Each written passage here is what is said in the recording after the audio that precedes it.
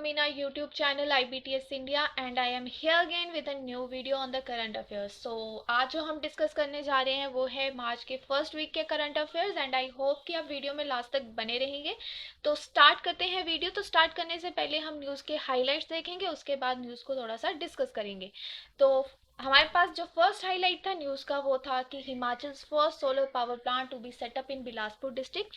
तो हिमाचल का जो फर्स्ट सोलर पावर प्लांट है उसकी सेटअप करने की बात हो रही है बिलासपुर में। तो नेक्स्ट न्यूज़ है हमारे पास Kangra included in the JICA project. तो कांगड़ा को जीका प्रोजेक्ट में इंक्लूड करने की बात हो रही है जिसपे कि 150 करोड़ रुपीस जो है वो स्पेंड होंगे। Zika is Japan international cooperation agency, जो कि क्या करती है कि जो भी डेवलपिंग कंट्रीज होती हैं उनको जो है वो असिस्टेंस प्रोवाइड करती है उनके इंफ्रास्ट्रक्चर के लिए या उनकी कोई भी डेवलपिंग प्रोजेक्ट के लिए। नेक्स्ट बात करते हैं Sirmaur Hati community holds protest for ST status. तो सिरमौर की जो हाटी कम्युनिटी है वो प्रोटेस्ट कर रही है ताकि उनको जो है वो एसटी का स्टेटस दिया जाए। नेक्स्ट न्यूज़ है हमारे पास 50 के acres to be under natural farming in Himachal. तो जो हमारे सीएम हैं उन्होंने अभी बजट पेश किया था, उसमें उन्होंने अनाउंसमेंट करी है कि हमने हिमाचल की जो है वो 50,000 एकर्स जो लैंड है वो नेचुरल फार्मिंग के अंडर करनी है। नेक्स्ट न्यूज़ है हमारे पास Himachal aspires to be first green state. तो हिमाचल चाहता है कि वो कंट्री की फर्स्ट ग्रीन स्टेट बने। अब देखते हैं वो कैसे, किस मेथड्स, किस पॉलिसीज के थ्रू वो जो है वो ये अचीव करेगा। नेक्स्ट न्यूज़ थी हमारे पास HP gets is first multipurpose rain water harvesting dam in Una. तो हिमाचल को अपना जो है first multipurpose rain water harvesting dam जो है वो ऊना में बनाया जाएगा। नेक्स्ट न्यूज़ थी हिमाचल बजट की। तो हिमाचल बजट जो अभी पेश किया गया है उसमें जो है फर्स्ट टाइम जेंडर बजटिंग करी गई है 2366 करोड़ रुपीस की। इसके बारे में भी थोड़ा सा देखेंगे। तो ये जो देवव्रत जी हैं ये हमारे इंस्टीट्यूट के, इनको congratulations because they have qualified the main. So congratulations and move करते हैं हमारी फर्स्ट न्यूज़ की तरफ। तो हमारी फर्स्ट न्यूज़ है Himachal first solar power plant to be set up in Bilaspur district. तो ये जो फर्स्ट सोलर पावर प्लांट है ये फ्लोटिंग सोलर पावर प्लांट है। फ्लोटिंग सोलर पावर प्लांट का मतलब ऐसा है कि ये सोलर पावर प्लांट जो है वो वाटर बॉडी के ऊपर बनाया जाएगा। और ये कहाँ पे बनाया जा रहा है? ये बनाया जा रहा है नंगल पॉन्ड में, जो कि है नेला विलेज बिलासपुर डिस्ट्रिक्ट में। तो जो नेला विलेज के पास नंगल पॉन्ड है वहाँ पे ये जो फ्लोटिंग सोलर पावर प्लांट है ये सेटअप किया जा रहा है। और ये जो कंस्ट्रक्ट किया जा रहा है ये कंस्ट्रक्ट किया जा रहा है हमारे पास SJVN, जो कि सतलुज जल विद्युत निगम है, उनके द्वारा ये जो पावर प्लांट है ये कंस्ट्रक्ट किया जाएगा। जो हमारे चेयरमैन एंड मैनेजिंग डायरेक्टर हैं SJVN के नंदलाल शर्मा, तो उन्होंने बोला है कि कंपनी ने जो है वो 15 मेगावाट के ग्रिड्स जो है वो खरीदे हैं और उनको जो है वो कनेक्ट किया जाएगा इन सोलर पावर प्लांट से, जो कि कहाँ पे बताया मैंने अभी, नंगल पॉन्ड में, जो कि नेला विलेज बिलासपुर डिस्ट्रिक्ट में है। नेक्स्ट मैं बात करूं तो कंपनी का फोकस यही है कि हमने रिन्यूएबल एनर्जी जो है वो एमर्ज करनी है ताकि जो हमारे पास रिन्यूएबल एनर्जी है वो प्रमोट हो सके। जैसे कि हमारी गवर्नमेंट ऑफ इंडिया का विजन है कि हमने 2030 तक जो है वो 500 गीगावाट जो एनर्जी है वो कहाँ से प्रोड्यूस करनी है? Non fossil resources. Non fossil resources मतलब कि कोल और पेट्रोलियम को छोड़ के जितने भी रिसोर्सेज हैं, जो मतलब फॉसिल फ्यूल से हम एनर्जी जनरेट करते थे, उनको छोड़ के हमने दूसरे रिसोर्सेज पे हमने शिफ्ट होना है। नेक्स्ट बात करूँ मैं कि ये जो प्रोजेक्ट है ये अप्रोक्सीमेटली जो है वो 100 करोड़ इस पे स्पेंड होंगे। और ये कितनी एनर्जी जनरेट कर सकता है? तो ये अप्रोक्सीमेटली 32.85 मिलियन यूनिट्स जो है वो हर ईयर जो है वो इसमें जनरेट होगी। और जो क्यूमुलेटिव एनर्जी है मतलब एडिशनल एनर्जी है, तो 25 ईयर्स में इट विल बी अप्रोक्सीमेटली कितनी हो जाएगी? 756 मिलियन यूनिट्स। नेक्स्ट बात करूं तो हमारे जो पावर परचेज का एग्रीमेंट है वो भी साइन होगा किसके किसके बीच में? ये SJVN सतलुज जल विद्युत निगम और जो भाखड़ा ब्यास मैनेजमेंट बोर्ड है उसके बीच में। नेक्स्ट बात करते हैं Kangra included in the JICA project. तो कांगड़ा को जीका प्रोजेक्ट में इंक्लूड किया जा रहा है। तो ये जो प्रोजेक्ट है ये कितना है 800 करोड़ की इसमें है लागत में। और ये जो है हमारे पास जापान इंटरनेशनल कोऑपरेशन एजेंसी, तो यहाँ पे ये स्टेट में इम्प्लीमेंट हुआ है। इसमें से जो 800 करोड़ रुपीज़ हैं उसमें से 150 करोड़ रुपीज़ जो है वो कांगड़ा में स्पेंड किए जाएंगे। और अंडर दिस प्रोजेक्ट जो सेल्फ हेल्प ग्रुप्स होते हैं, सेल्फ हेल्प ग्रुप्स जो हमारे जो कम्युनिटी लेवल पे एक ग्रुप्स बने होते हैं जिनके की सिमिलर इश्यूज होते हैं, उनको टैकल करने के लिए उन्होंने अपना एक कमेटी बनाई होती है, ग्रुप्स बनाए होते हैं। तो उनको भी क्या बोला गया है, ये स्पेशली फीमेल्स के ग्रुप्स होते हैं, इनमें ये जो है कि अंडर दिस प्रोजेक्ट ये बोला गया है कि इनको जो है वो फाइनेंशियल हेल्प भी प्रोवाइड की जाएगी जो रूरल एरियाज में है।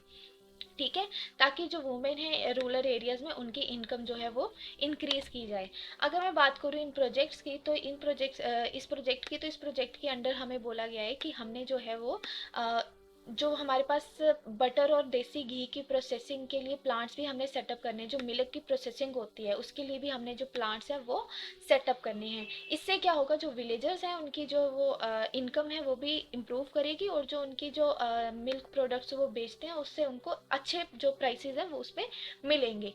नेक्स्ट अगर मैं बात करूँ, जो विलेज लेवल पे SHG हैं, सेल्फ हेल्प ग्रुप्स हैं, इनको जो है वो मशरूम फार्मिंग के लिए भी जो है वो फाइनेंस प्रोवाइड किया जाएगा। और भी जो प्रोडक्ट्स हैं उनको जनरेट करने के लिए भी जो है यहाँ पे इनको फाइनेंशियल हेल्प दी जाएगी ताकि इनकी इनकम जो है वो इंक्रीज की जा सके। नेक्स्ट मैं बात करूँ तो जो हमारी स्टेट है वो जो है प्लांट नर्सरीज को इम्प्रूव करने के लिए भी प्लानिंग कर रही है। और इसके लिए वो बोल रही है कि हम एक सेपरेट डिपार्टमेंट बनाएंगे जो कि बनेगा फॉरेस्ट डिपार्टमेंट के अंडर, ताकि वो इन नर्सरीज की टेक केयर कर सके, इन नर्सरीज को देख सके। इसके लिए अलग से जो हम डिपार्टमेंट है वो सेटअप करने की बात हो रही है। नेक्स्ट अगर मैं बात करूँ, द डिपार्टमेंट ऑफ फॉरेस्ट जो है वो ये भी प्लान कर रहा है कि हमने इंटरनेशनल बर्ड डे जो है वो सेलिब्रेट करना है कहाँ पे, पोंग डैम, जो कि कहाँ पे है, कांगड़ा डिस्ट्रिक्ट में। तो यहाँ पे बहुत सी जो है माइग्रेटरी बर्ड की स्पीशीज जो है वो मिलती हैं पोंग डैम में। और ये जो ऑर्निथोलॉजिस्ट जो कि बर्ड्स की स्टडी करते हैं, ऐसे साइंटिस्ट, उनको भी यहाँ पे इनवाइट किया जाएगा। और ये इंटरनेशनल लेवल पे है। और इससे क्या होगा, जो हमारा इको टूरिज्म है ये भी प्रमोट हो रहा है। ठीक है, तो ये हमारे जो है ये इसमें डेयरी फार्मिंग को प्रमोट करने की भी बात हो रही है, जिसमें कि SG जो है उनको जो है फाइनेंशियल हेल्प प्रोवाइड की जाएगी। ये हम ऑलरेडी डिस्कस कर चुके हैं, और ये हमारे की पॉइंट्स हैं कि ये 80% ग्रांट दे रहे हैं। ग्रांट मीन्स ऐसा अमाउंट कि वो गवर्नमेंट जो है उनको देगी, लेकिन उनको जो है वो रीपे नहीं करना है। और जो विलेज लेवल पे है उनको भी मशरूम फार्मिंग के लिए फाइनेंस देंगे, और सेपरेट डिपार्टमेंट बनाए जा रहे हैं नर्सरीज के लिए। और जो है पोंग डैम में इंटरनेशनल बर्ड्स फेस्टिवल सेलिब्रेट करने का भी सोचा जा रहा है। नेक्स्ट मूव करते हैं, Sirmaur Hati community hold protest for ST status. तो सिरमौर की जो हाटी कम्युनिटी है वो जो प्रोटेस्ट कर रही है ST स्टेटस के लिए, तो शेड्यूल्ड ट्राइब स्टेटस के लिए। जो शेड्यूल्ड ट्राइब्स होती हैं, ट्राइब जनरली जो एक पर्टिकुलर रीजन से बिलोंग करती हैं, और ऐसे भी बोलते हैं कि वो उसी एरिया की इनहेबिटेंट है, मतलब कि स्टार्टिंग से वो उसी एरिया में रही हैं। ठीक है, उनको हम बोलते हैं शेड्यूल्ड ट्राइब्स। अगर मैं बात करूं हमारे इंडियन कॉन्स्टिट्यूशन की, तो हमारे इंडियन कॉन्स्टिट्यूशन का जो आर्टिकल 342 है, तो उसके अंडर जो हमारे प्रेसिडेंट हैं वो स्टेट की कंसल्टेंट के साथ जो हमारे गवर्नर हैं, तो ये जो पब्लिक नोटिफिकेशन के थ्रू जो है ये ST कम्युनिटीज जो ST स्टेटस है वो किसी भी कम्युनिटी को दे सकते हैं। ठीक है, और अगर इसमें कोई ऑर्डर्स में अगर आपको कोई मॉडिफिकेशन करनी होती है तो ये सिर्फ और सिर्फ जो पार्लियामेंट में एक्ट पास होगा उसी के थ्रू आप कर सकते हो, ये भी जो भी नोटिफिकेशंस होती हैं। तो जो हमारे पास गवर्नमेंट है उन्होंने पहले ही बोला था कि 144 पंचायत जो ट्रांसगिरी एरिया में है, ट्रांसगिरी एरिया कहाँ पे है, सिरमौर में। तो ये जो ट्रांसगिरी एरिया की जो 144 पंचायत है, तो इन्होंने प्रॉमिस करा था कि इनको जो है वो हम ST का स्टेटस देंगे।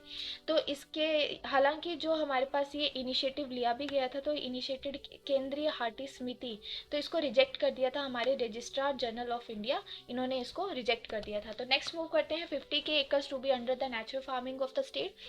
तो 50,000 एकर्स जो है वो लैंड जो है वो नेचुरल फार्मिंग के अंडर जो है वो लाने की बात हो रही है।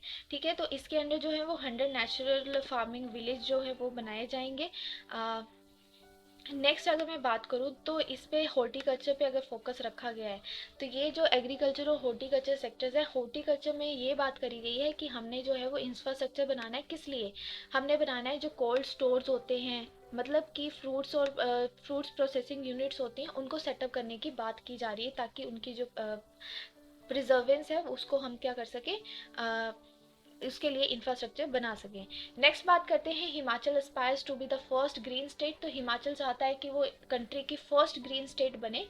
तो इसके लिए जो हमारी क्या होगा कि हमें 100% जो हमारी नीड्स हैं एनर्जी की, वो हमने रिन्यूएबल एनर्जी सोर्सेज से और ग्रीन रिसोर्सेज से पूरी करनी है। लेकिन अभी मैं बात करूँ तो हमारे हिमाचल में 12,000 मिलियन यूनिट्स जो है वो पर ईयर कंज्यूम की जाती हैं पावर की, जिसमें से सिर्फ जो 2000 मिलियन यूनिट्स हैं वो हम थर्मल पावर प्लांट से करते हैं, बाकी सारा हम ग्रीन और रिन्यूएबल एनर्जी से कर रहे हैं। अब ये जो 2000 मिलियन यूनिट्स हैं, ये हम क्यों थर्मल पावर से कर रहे हैं? इनको हम क्यों नहीं अभी 12,000 मीट कर चुके हैं? हमारी जो पूरी नीड है वो रिन्यूएबल एनर्जी से। तो इसके दो रीजंस हैं। तो फर्स्ट रीज़न ये है कि हमारे और हमारी गवर्नमेंट के बीच में ये एग्रीमेंट हुआ है, power purchase agreement, thermal power station के बीच में बहुत पहले। और ये एग्रीमेंट कब एंड होगा? ये 2034 में एंड हो रहा है एग्रीमेंट। इसीलिए जो है हमारी ये नीड जो है वो हम पूरी नहीं कर पा रहे, कंप्लीट नहीं कर पा रहे, ये जो हमारा ऑब्जेक्टिव है। फर्स्ट रीज़न ये है। सेकेंड रीज़न ये है कि हमारे जो रिन्यूएबल एनर्जी है वो ज़्यादा एक्सपेंसिव होती है, किसके कंपैरिजन में? थर्मल पावर के कंपैरिजन में। जो थर्मल पावर है वो सस्ती है रिन्यूएबल एनर्जी के, रिन्यूएबल पावर के कंपैरिजन में।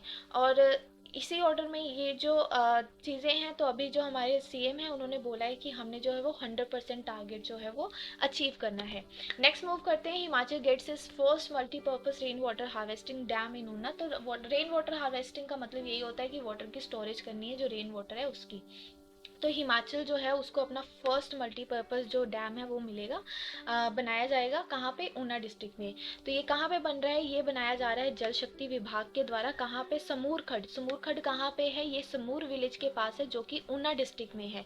और इसकी कॉस्ट कितनी है? 16.38 करोड़।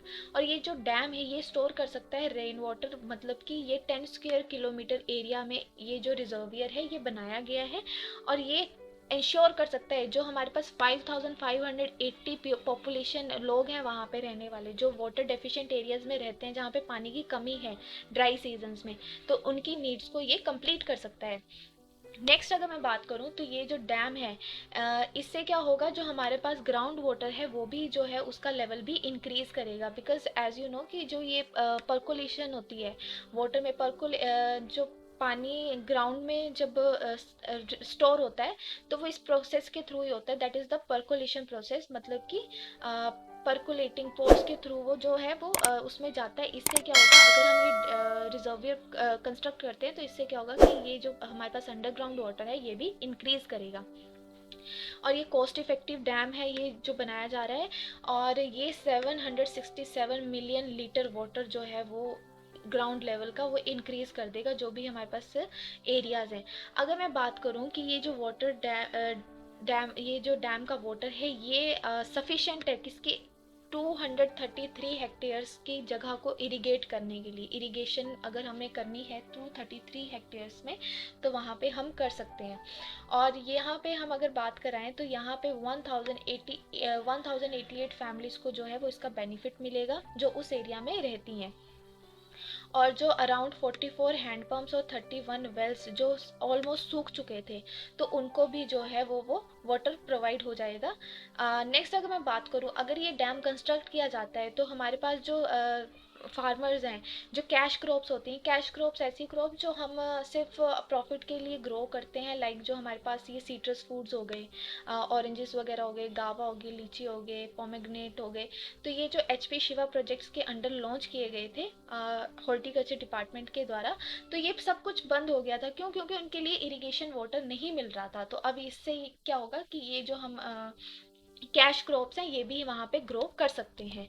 नेक्स्ट बात करते हैं Himachal budget ₹2366 crore for gender budgeting. तो जेंडर बजटिंग के लिए जो है वो इतना अमाउंट जो है वो इंट्रोड्यूस किया गया है बजट में, तो ये जो रुपीज़ 366.48 करोड़ रुपीज़ हैं, इसमें से 18.332 जो है वो डेवलपमेंट एक्सपेंडिचर है, और इसमें जो है वो जेंडर गैप को एड्रेस किया गया है। अगर मैं बात करूँ तो इस अमाउंट में से जो 319.03 करोड़ रुपीज़ हैं वो 30% जो वुमेन है उनको कवर कर रहा है। तो इसमें जो ये अमाउंट है ये वुमेन ओरिएंटेड स्कीम्स के लिए ही लगाया जाएगा।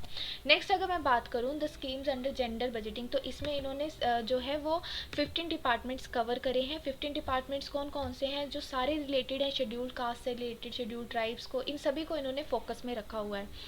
ओबीसीज हो गए, स्पेशली एबल्ड पर्सनस हो गए, तो ये सारे डिपार्टमेंट हैं। Women and child development department, elementary education department, food and civil supplies department, तो ये सारे डिपार्टमेंट इसके अंडर हैं, जिसमें इन्होंने 15 डिपार्टमेंट्स को कवर करा है। और इसका पर्पस क्या है जेंडर बजट का? जेंडर बजट का पर्पस यही है कि हमने जो है जेंडर बेस्ड रिजल्ट जो है वो फाइंड आउट करने हैं, ताकि जो इम्प्लीमेंटेशन हो रही है स्कीम्स की उससे क्या हो, जेंडर इक्वालिटी हो सोसाइटी में। और ये जो सेक्टर जो सेंसिटिव सेक्टर्स हैं, जेंडर सेंसिटिव कौन से सेक्टर्स हैं ऐसे, हेल्थ का हो गया, एजुकेशन का हो गया, सोशल सिक्योरिटी का हो गया, लेबर का हो गया, एम्प्लॉयमेंट का हो गया, तो इन सभी के लिए जो है हमने जो है स्कीम्स बनानी है, ताकि जो हमारी जेंडर इक्वालिटी है वो सोसाइटी में प्रमोट हो सके। नेक्स्ट अगर मैं बात करूँ तो इसी स्कीम के अंडर जो चिल्ड्रन को फोकस रख के है, तो चिल्ड्रन को फोकस रख के एक स्कीम लॉन्च करी गई है, दैट इज़ द मुख्यमंत्री बाल सुपोषण योजना। तो इसमें जो बच्चे चाइल्ड मेल्ट्रिशन से प्रभावित हैं, दैट इज़ द कुपोषण से जो बच्चे पीड़ित हैं, तो उनके लिए इस योजना के अंडर जो है वो हमारे पास 7 पिलर्स हैं। नेमली जो हमारे पास आइडेंटिफाई करनी है मेन डिसीजेज, जो डायरिया जैसी बीमारियाँ हो जाती हैं, निमोनिया हो जाता है, तो अर्ली स्टेजेस पे ही इनको हमने आइडेंटिफाई करना और इनका ट्रीटमेंट करना है। और साथ ही साथ हमने जो हमारे पास अंडरवेट जो न्यूबॉर्न इन्फेंट्स होते हैं, जो जन्मजात बच्चे होते हैं और चिल्ड्रन, इनको हमने अप्रोप्रिएट प्रोटीन रिच फूड भी प्रोवाइड करना है। कई बार इनकी जो मेल न्यूट्रिशन का रीज़न ही यही होता है कि उनको प्रॉपर न्यूट्रिशन नहीं मिल पा रहा है, तो इसीलिए हमने इनको जो है वो प्रोटीन रिच फूड जो है वो प्रोवाइड करना है, ताकि इनकी जो न्यूट्रिशन है वो कंप्लीट हो सके। So this is all for the today and I hope कि आपको वीडियो अच्छा लगा है। सो वीडियो अगर आपको अच्छा लगा तो प्लीज़ लाइक करिए, कमेंट करिए और शेयर करिए, और हमारे चैनल को सब्सक्राइब भी करिए। तो मिलते हैं नेक्स्ट टाइम नेक्स्ट वीडियो के साथ with the new current affairs. So thank you.